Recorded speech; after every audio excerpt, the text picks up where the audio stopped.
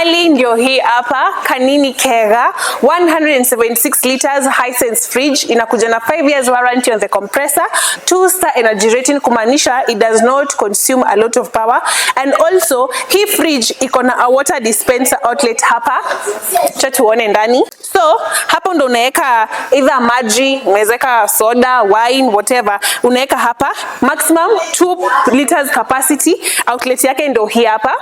And then it has a chiller zone here. Inakaa hivi.